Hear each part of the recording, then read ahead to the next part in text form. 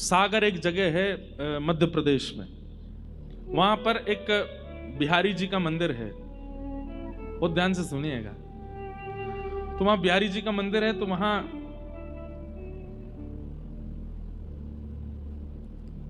बिहारी जी की गौशाला भी छोटी सी। तो वहां गैया की सानी भी पुजारी जी करते थे, बिहारी जी की सेवा भी पुजारी जी करते थे। सानी समझते हैं? भूसा आदि उसमें चारा आदि मिला करके गाय के लिए उपयुक्त उसको बनाना, उसको सानी कहते हैं। तो पुजारी जी बेचारे पूजा भी करते, सेवा भी करते, गौशाला में सानी भी करते, सब करते। आज पुजारी जी पता नहीं क्यों श्रमित ज्यादा हो गए, तो गैया की सानी नहीं करी उन्होंने।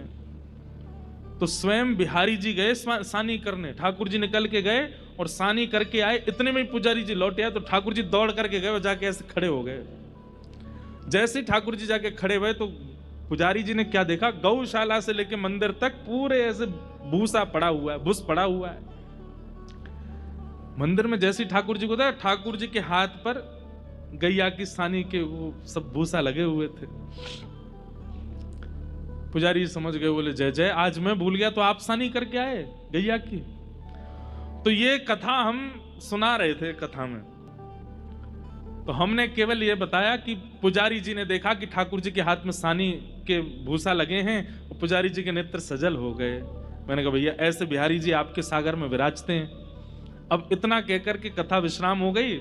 हम जैसे जाने लगे, एक बालक दौड़ा दौड़ा आया, बोले महाराज जी आपने क्या कर दिया? मैंने क्यों? आपने कथा सुनाई कि बिहारी जी सानी करके आए हैं, अपने आसन पे आके बैठ गए हैं, पुजारी जी आकर के उनको देख करके रोने लगे, और आपने वहीं कथा विश्राम कर दी। मैंने इससे आगे कथा है भी नहीं। अरे कम से कम इतना तो बोल देते कि पुजारी जी ने कपड़ा लेके ठाकुर जी के हाथ पहुंचे, अब रात भर ठाकुर जी के हाथ में सानी लगी रहेगी। आपने कथा वहीं विश्राम कर दी। अब यहां देखिए, वो व्यक्ति कथा को कथा की तरह नहीं सुन रहा है। वो व्यक्ति कथा को ऐसे सुन रहा है कि प्रत्यक्ष लीला हो रही है, महाराज जी उसको बता रहे हैं, और महाराज जी ने ठाकुर जी के हाथ से सानी की भूसा हटाए नहीं। अब रात भर ठाकुर जी उसमें, उसकी वो बात मेरे ऐसे घर कर गई कि घर जा करके कक्ष में बैठ के अपना आसन बिछा के मैंने फिर कथा करी। और कथा में फिर हमने कहा अकेले ही कि पुजारी जी गए, और फिर बिहारी जी के हाथ में जल से थोड़ी वो सानी पहुंची, और उसके बाद बिहारी जी की शयन आरती करा के सुलाया। इसे क्या कहते हैं? इस भावना को कहते हैं चैतन्य।